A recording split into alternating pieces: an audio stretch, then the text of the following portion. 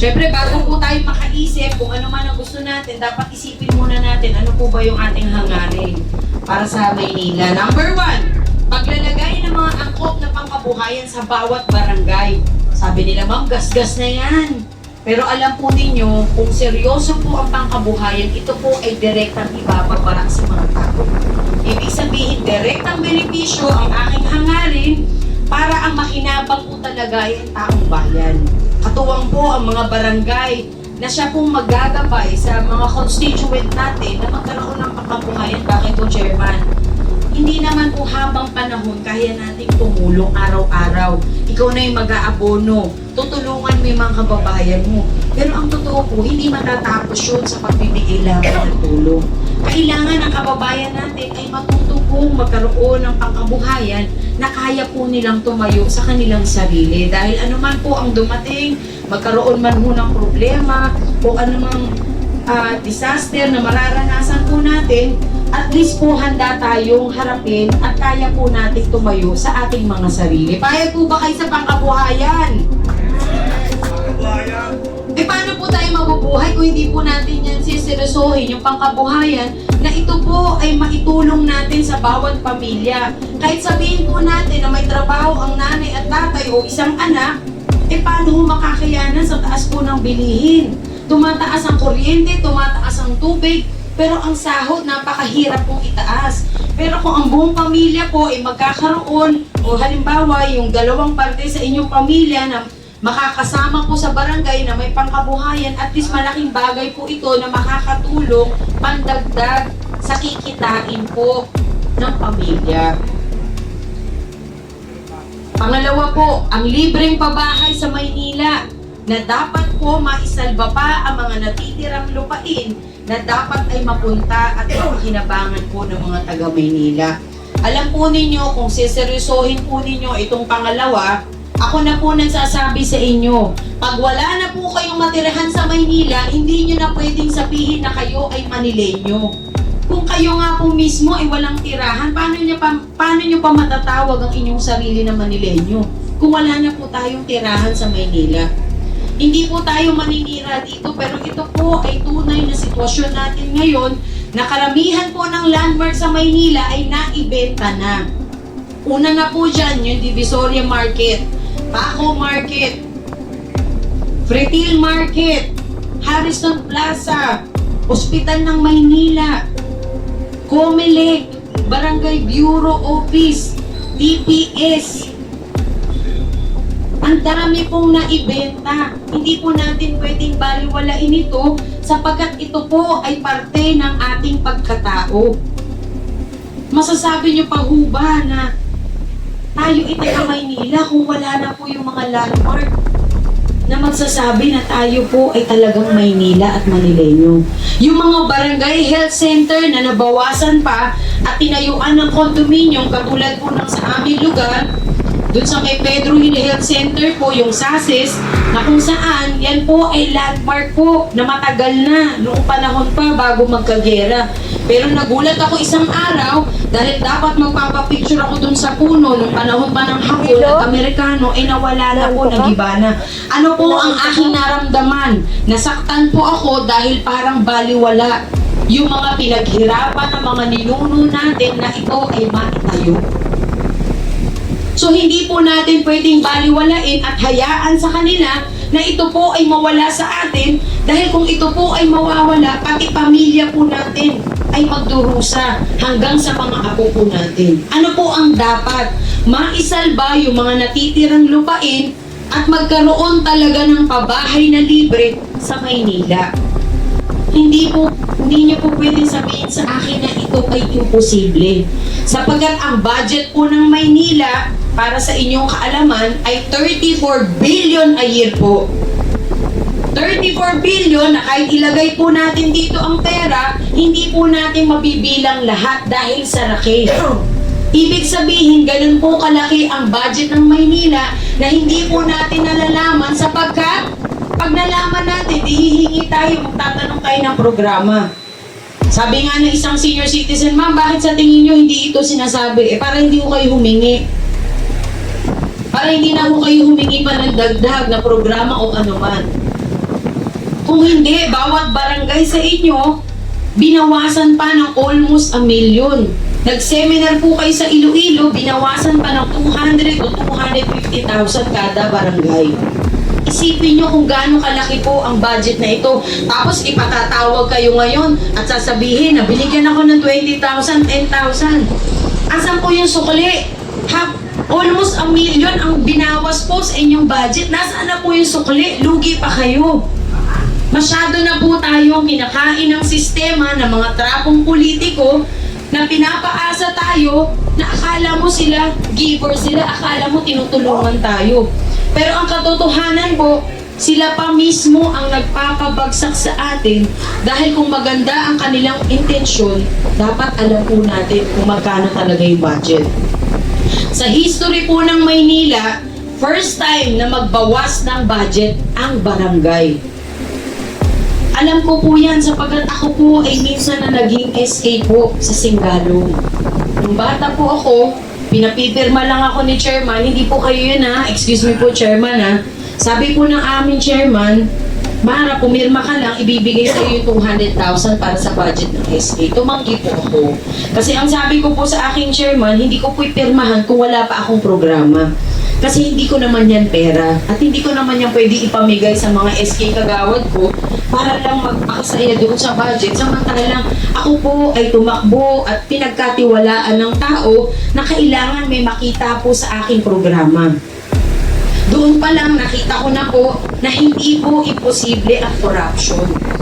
Pero sabi ko nga, kung meron ka talagang takot sa Diyos at meron kang pananaw na maayos para sa mga kababayan mo, handa kang tahakin po yung maayos na landas. Kaya dito po, masasabi natin, sobra na po ang nararanasan nating lahat. Sa totoo lamang, panglima po tayo sa pinakapeligrosong lungsod sa buong mundo. Isipin po ninyo, para tayo ay mapunta sa ganong posisyon, ay grabe na po ang sitwasyon ng Maynila. Hindi po natin maikakailayan sapagkat nung minsan ako po ay naglakad sa mga ilalim ng tulay, ako rin po ay natakot sa aking sarili. Sabi ko, akit na ako, baka masaksak pa ako dito, ma-hold up ako. Dahil po sa kahirapan ng buhay, ang mga kababayan natin na hindi naman gustong gumawa ng masama, napipilitan para lamang makakain ng pamilya.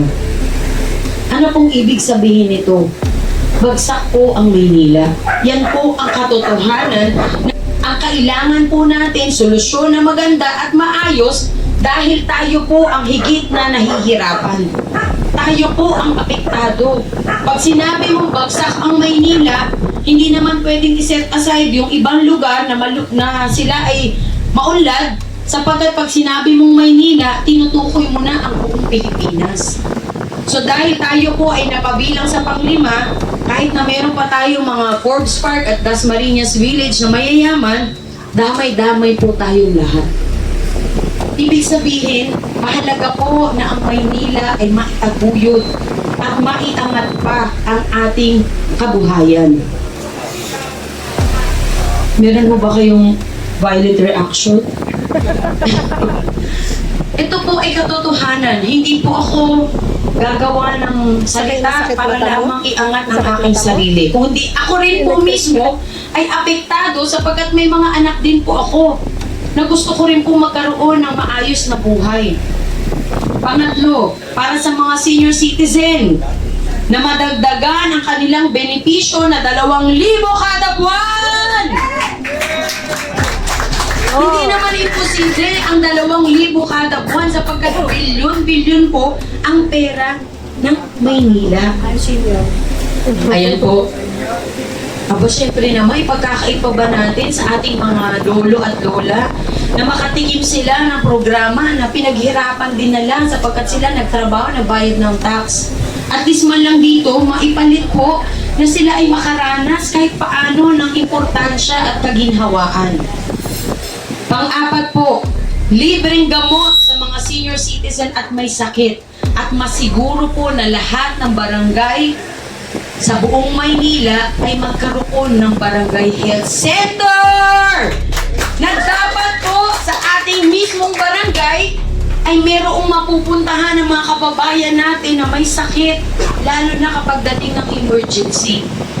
Alam po nyo, sa ibang barangay, kahit Bayi Jessic, wala. Ang barangay hall po, kung hindi pa mayaman si chairman o malaki ang bahay, walang barangay hall. Diyos ko, kailan pa ho ba nangyari na, kaya pala pag nag-waste po ako ng barangay, hindi ko mahanap kasi paiba-iba pala yung address. Dahil nga po wala pa rin sariling barangay hall. Kaya dapat ito po ay matutukan sapagkat saan po pupunta ang inyong mga kababayan kung wala po kayong tanggapan na masasabi na sila po ay may pupuntahan. Dito po itataguyod natin na matutukan na magkaroon po ng mga libreng gamot ang bawat barangay health center na may doktor na aatin po sa ating mga kababayan na may sakit at nangangailangan talaga. Panglima, ang paglalagay po ng mga disenteng burulan sa bawat barangay na libre! Aba, kahit may pera tayo, pero kapag may namatay sa pamilya at tayo lang lalapitan, mabigat pa rin po yan dahil mahal. Kaya dito po sa ating programa, yung paglalagay po ng disenteng burulan at libre ay malaking bagay po na maitutulong sa ating mga kapitbahay dahil alam nyo naman, nasa dulo na po ng buhay niya, namatay na siya, sana man lang mabigyan po natin ng respeto at maayos na burol ang isang taong namatay na naglingkod din po sa pamilya. Kaya ito po ang programa na gusto ko sapagkat alam naman natin na hanggang ngayon nagbuburol pa rin sa kalsada ang ating mga kababayan. Isipin po ninyo ang Maynila, capital city ng Pilipinas. Kayo po ba pag pumunta sa ibang bansa, like pumunta kayo ng New York, nakalagay sa airport, New York, Manila, London, Manila, Dubai, Manila, ibig sabihin, capital city po ang Maynila, mas kilala pa kaysa sa tawag na Pilipinas. Pero tayo po ay nagbuburol sa kalsada na ang ibig sabihin lamang ito ay simbolo ng ating pamumuhay.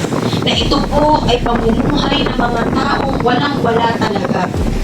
So at least man lang kahit paano po dito ay maibsan din po yung hirap na nadarama natin. Kayo po ba gusto nyo maburol din kayo sa kalsada?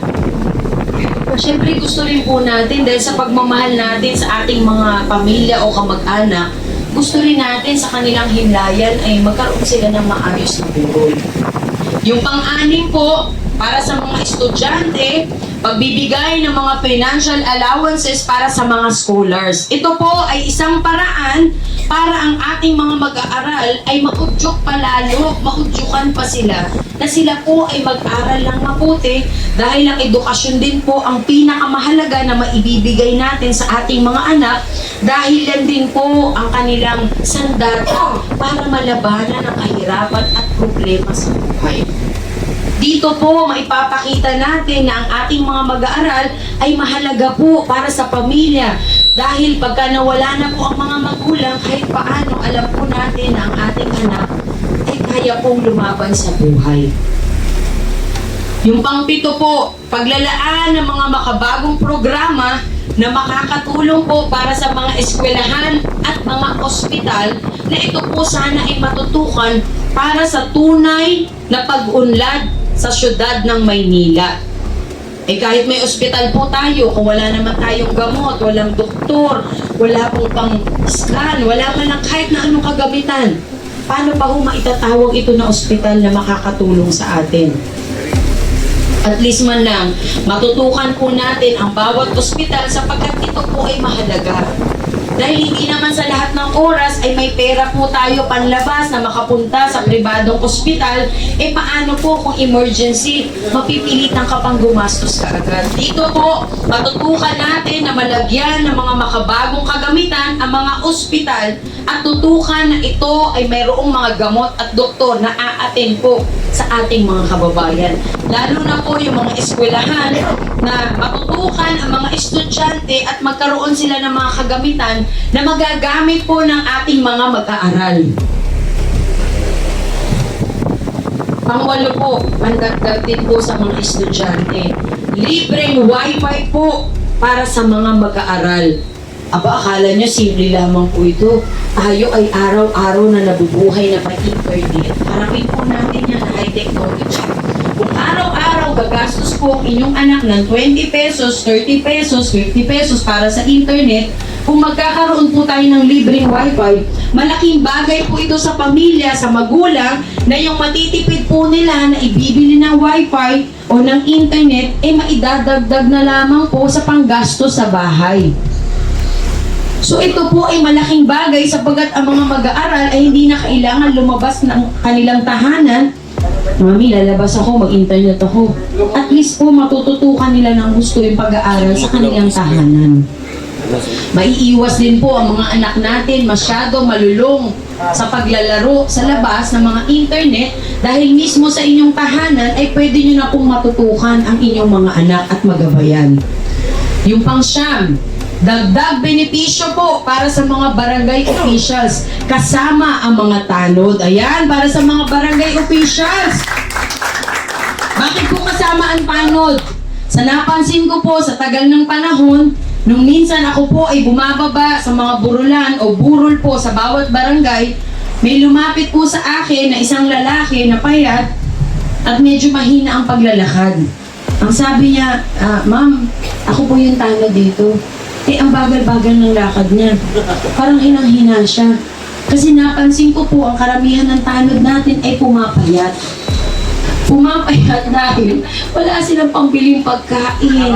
Wala man lang silang pambili ng gamot o bitamina na sila ilalakas para talaga mas lalong matutukan at mabigyan ng seguridad ang ating barangay. Sabi ko nga po dun sa mga tanod, mauuna pa ho kayo. Kasi baka yung magtatangka po ng masama, maawa pa sa kanya. Dahil nga po ang payat, nanghihina. Baka sabihin ng gagawa, tay, pwede umusog ka muna kasi ayoko makasakit ng kapwa. Kasi nga po, nade-deprive din po ang ating mga tanod na kung sino lang po ang magbibigay at maaawa sa kanila, saka lamang po sila makakaramdam ng pagpapahalaga. Malaking bagay po ang mga tanod habang tayo ay natutulog, sila po ay nag-iikot. Siguro naman hindi masama kung bigyan natin sila ng allowance na may pambili silang pagkain, makabili sila ng vitamina, makabili po sila ng kape o at least man lang makapagsuot sila ng damit na maayos na mapoproteksyonan po nila ang kanilang mga sarili.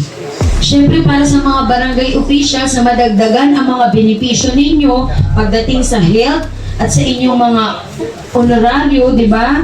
Malaking bagay po ito dahil imbis na kayo po ay maglabas pa na maglabas ng pera, pero kung sapat ang binibigay na benepisyo sa inyo, pagising pa lang ni Chairman, ang sarap ng pakiramdam ko. Kasi yung aking paghihirap ay talaga namang nakakatulong sa aking pamilya. Kaya ganado ka na magtrabaho lalo dahil alam mo na yung ginagawa mo sa iyong kababayan, ang kapalit naman ito ay para sa iyong pamilya. Ang pang-sampu po, ito para sa mga ex-chairman po na nagretiro na o mga kagawad na nagretiro na po sa kanilang tungkulin. Na sila po ay mabigyan ng item o pagkakakitaan after nila sa serbisyo. Bakit po mahalaga yan? Kasi karamihan po ng mga chairman na nanungkulan sa kanilang barangay, 20 years na ako, ma'am, 30 years na ako, ma'am, ako 35 years na. Pero pag wala na si chairman, ando na sa kanto, naghahanap na ng diskarte. Yung pakiramdam po ng barangay chairman natin na dating naglilingkod, ang feeling niya, ganun lang pala kadali na kapag wala ka na sa serbisyo, baliwala ka na rin sa iyong mga kababayan.